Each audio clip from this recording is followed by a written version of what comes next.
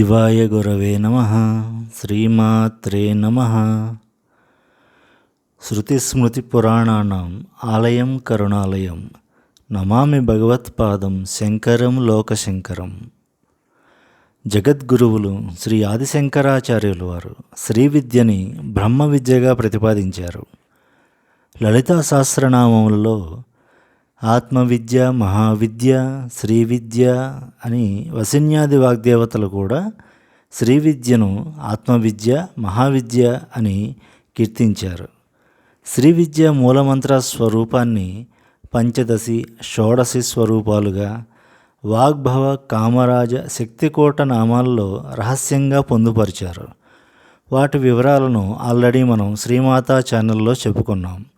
అది చూడని వారి కోసం ఆ వీడియో లింక్ డిస్క్రిప్షన్లో ఉంచుతున్నాను.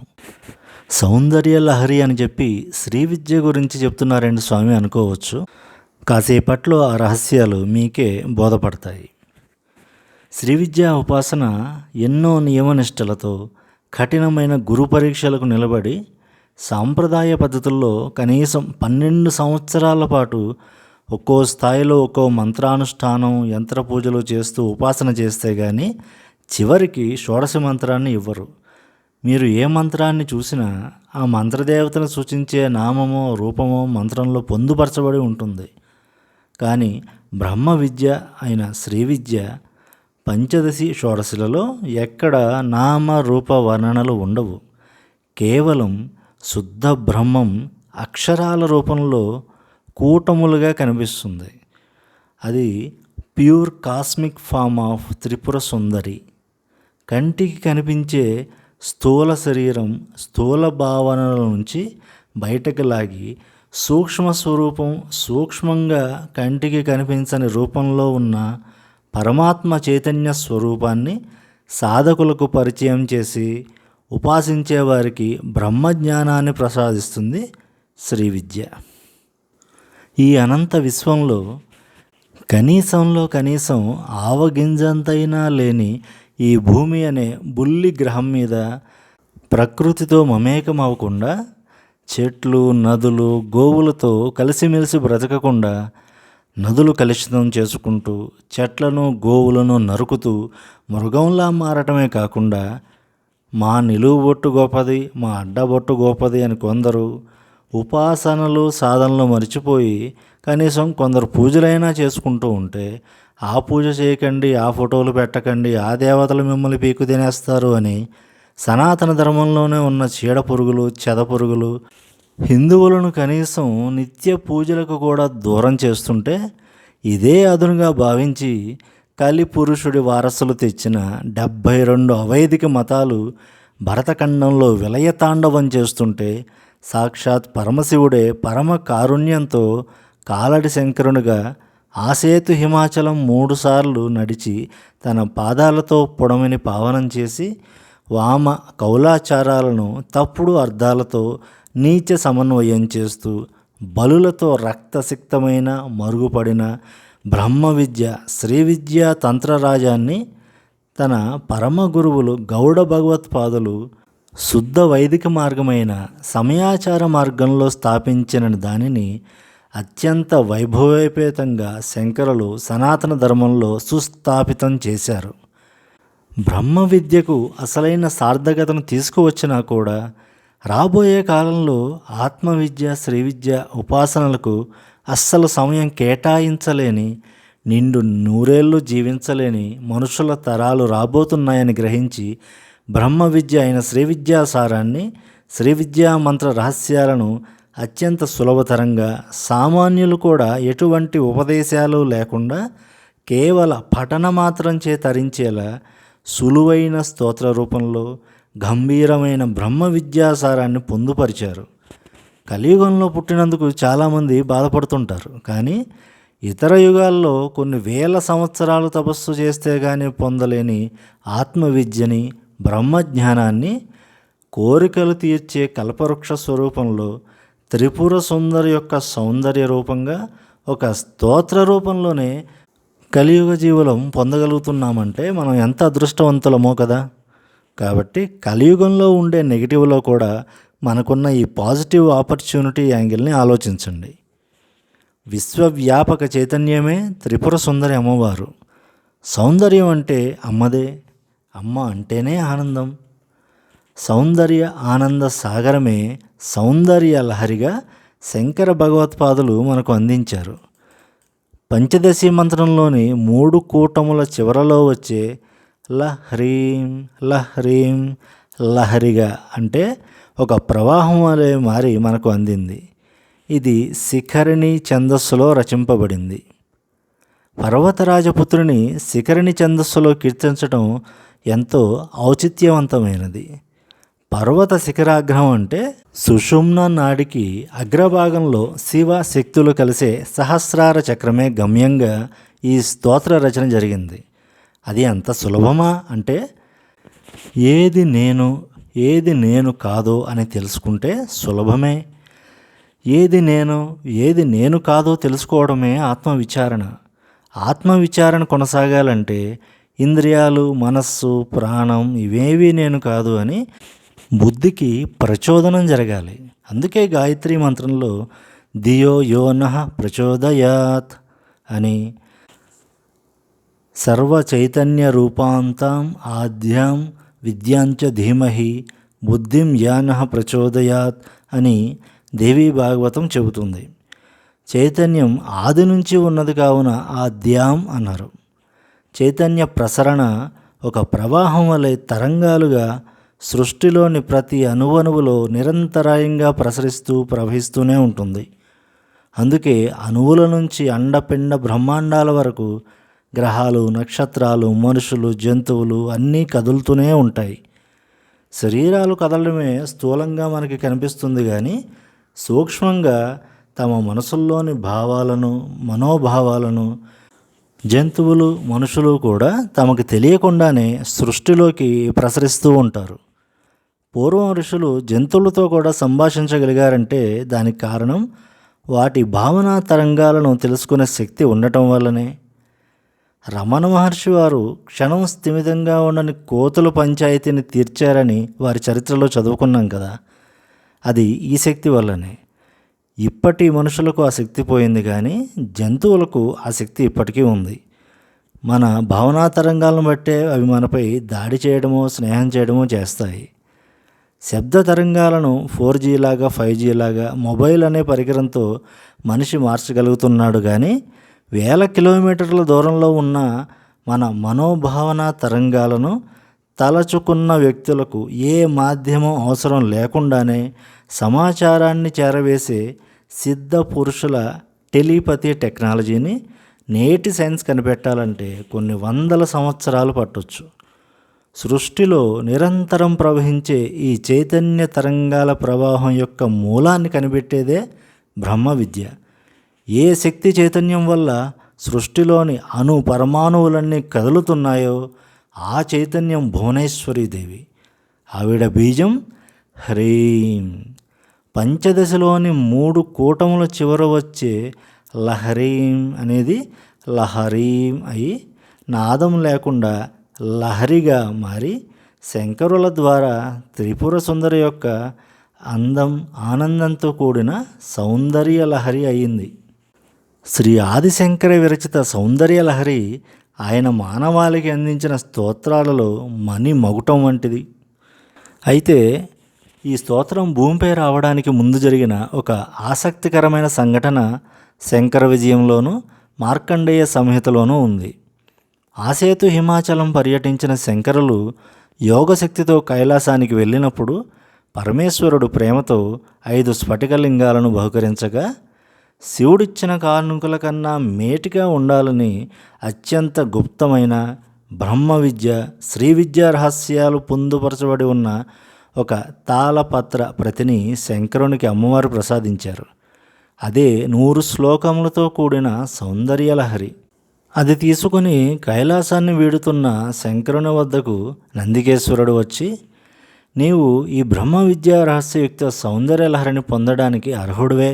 అయితే ఇవి స్థూల దృష్టి తప్ప సూక్ష్మ దృష్టి లేని మానవులు ఇది పొందడానికి అర్హులు కాదు అని, మానవుల సకల లౌకిక కోరికలు తీర్చే మంత్ర యంత్ర తంత్ర రహస్యాలున్న 41 శ్లోకాలున్న భాగం శంకరులకిచ్చి అమ్మవారి సౌందర్య వర్ణన ఉన్న 59 శ్లోకాలున్న ప్రతిని వేరు చేసి మీ లోకానికి ఏది అవసరమో అదే ఇస్తున్నాను అని చెప్పి మిగతా భాగాన్ని తన వద్దే ఉంచుకున్నాడు. ఇక్కడ అందరికీ సందేహం వస్తుంది, నందీశ్వరుడు ఇలా ఎందుకు చేశాడు అని. నందీశ్వరుడేమి మామూలు వ్యక్తి కాదు. బ్రహ్మ విద్య అయిన శ్రీ విద్య యొక్క మహోపాసకుడు, శబ్ద విజ్ఞాన శాస్త్రం అందించిన గురుస్వరూపుడు, శైవ విజ్ఞానానికి గురువు.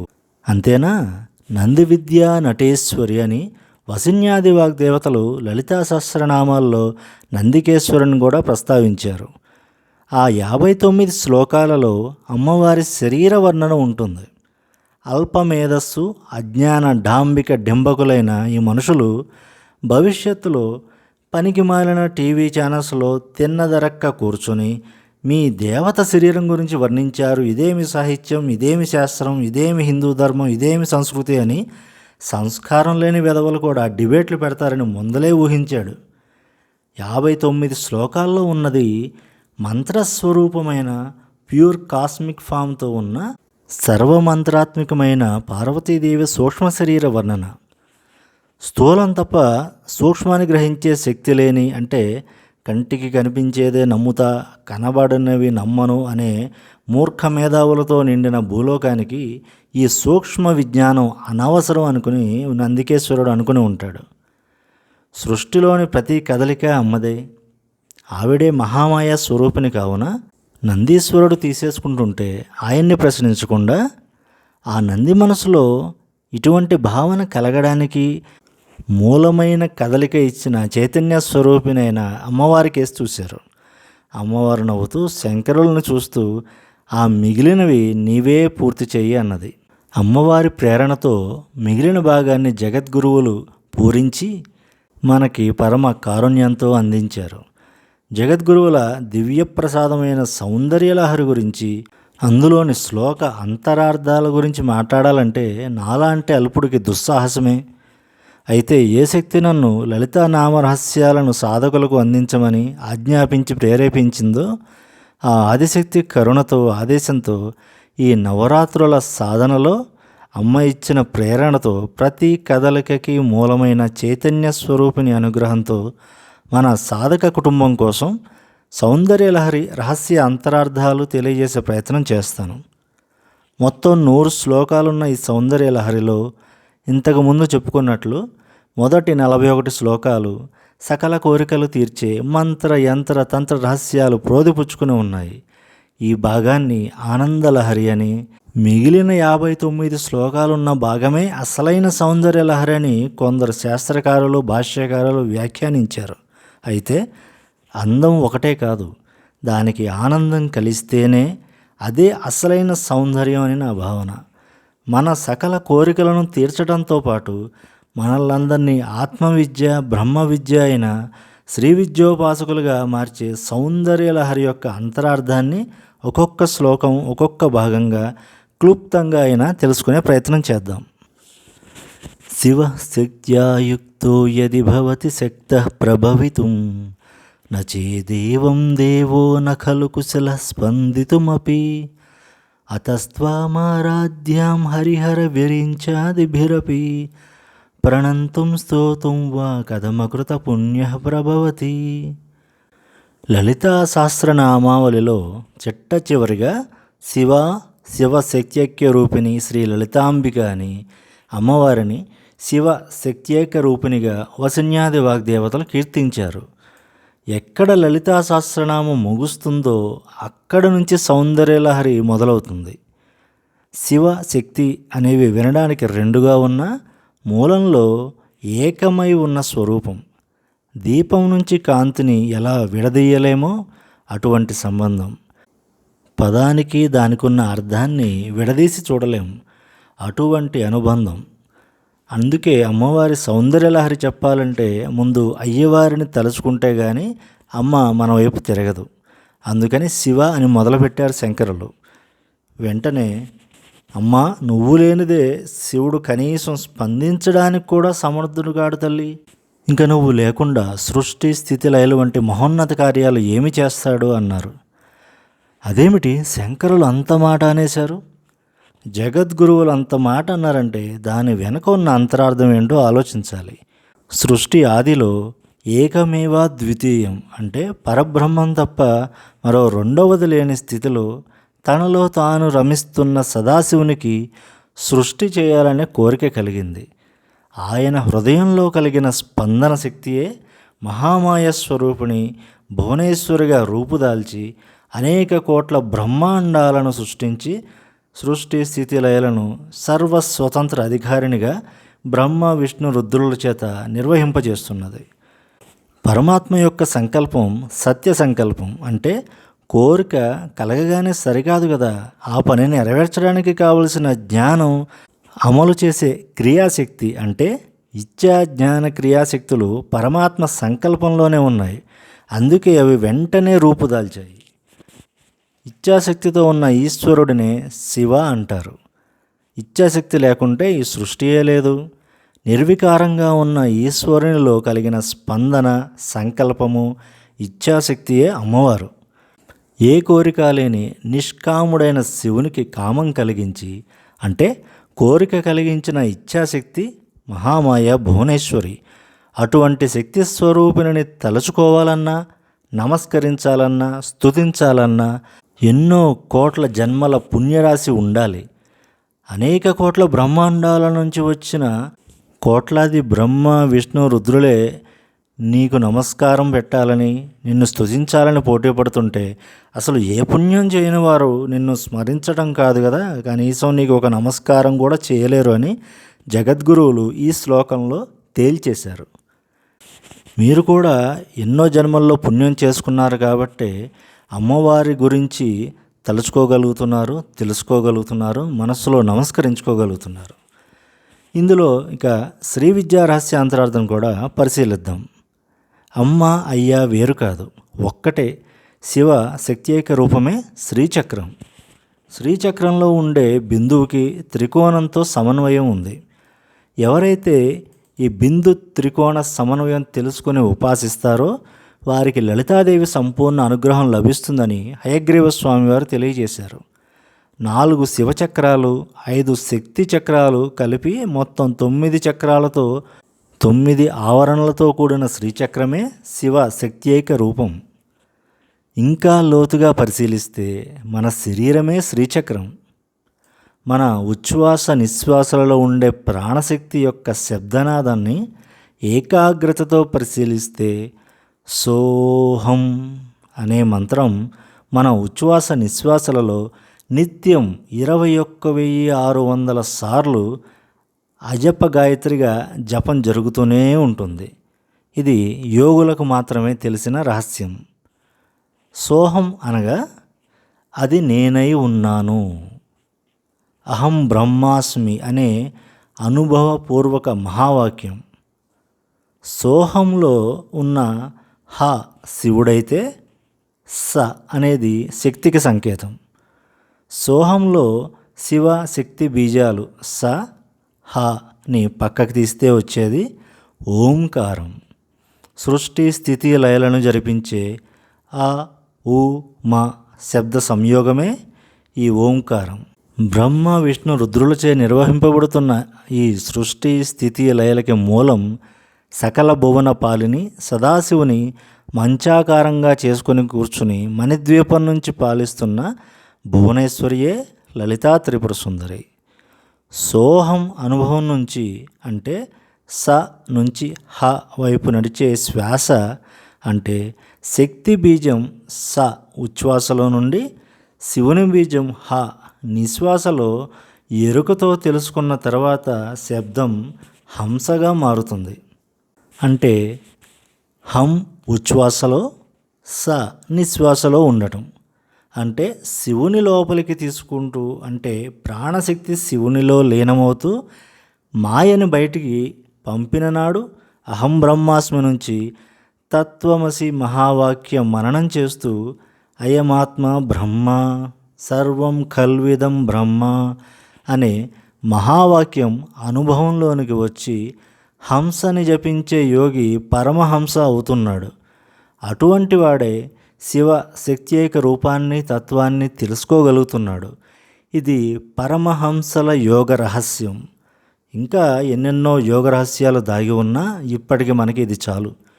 భవిష్యత్తులో విజ్ఞాన భైరవ తంత్రం చెప్పే ఆలోచన ఉంది. అప్పుడు ఇంకా వివరంగా తెలియజేసే ప్రయత్నం చేస్తాను. అది చాలా అడ్వాన్స్డ్ సబ్జెక్ట్.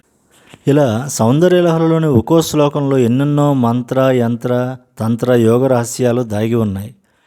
అయితే ఈ మొదటి శ్లోక పారాయణ ద్వారా సామాన్యులకు సాధకులు కాని వారికి ఏమి ఉపయోగం ఉంటుందో ఇప్పుడు తెలుసుకుందాం. ఏ పని చెయ్యాలన్నా బద్ధకం, ఇవాళ కాదులే రేపు అని బోర్డు మెల్లో వేసుకుని తిరిగే వారి బద్ధకాన్ని, జడత్వం అనే తుప్పుని వదిలించే మహాశక్తివంతమైన శ్లోకం ఇది. జీవితంలో మనకి ఎన్నో కోరికలు ఉండవచ్చు, కానీ అవి ఎలా నెరవేర్చుకోవాలి అనే జ్ఞానం క్రియ తెలియదు. కోరికలను ఎలా నెరవేర్చుకోవాలో దానికి కావలసిన జ్ఞానాన్ని, లౌక్యంగా కార్యాన్ని నిర్వహించే సామర్థ్యాన్ని అమ్మవారి శ్లోకం ద్వారా ఇస్తున్నారు. మనలోని బద్ధకం జడత్వం పోగొట్టుకోవడానికి కూడా ఈ శ్లోకాన్ని జపించాలి. ఎన్ని రోజులు అంటే మీకు బద్ధకం పోయి మీ కోరికలు నెరవేర్చుకునే వరకు జపిస్తే మంచిది. నిత్యం ఈ శ్లోకాన్ని లెక్క పెట్టకుండా కనీసం 1 గంట పాటు నిత్యం జపిస్తే అద్భుతమైన ఫలితం శీఘ్రంగా లభిస్తుంది. అలా కాదు స్వామి, మేము కొన్ని రోజులే చేయగలము అంటే కనీసం ఎన్ని రోజులంటే 12 రోజుల పాటు చేయాలి.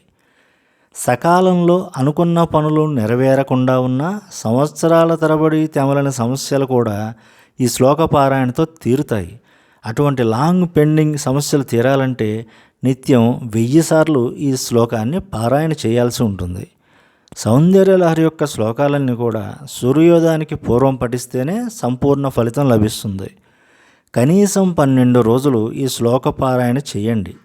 తర్వాత దాన్ని పొడిగించుకోవడం అనేది పూర్తిగా మీ ఇష్టం.